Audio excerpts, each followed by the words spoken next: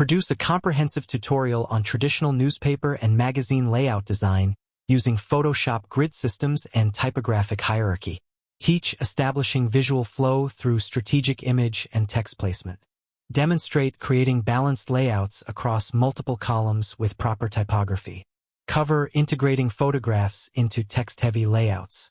Teach hierarchy that guides reader eye from headlines through content logically. Include techniques for creating advertisement layouts and special editorial sections. Demonstrate preparing layouts for both print and digital publication. Cover working with publisher specifications and column systems. This tutorial targets journalism students, newspaper designers, magazine designers, and publication professionals.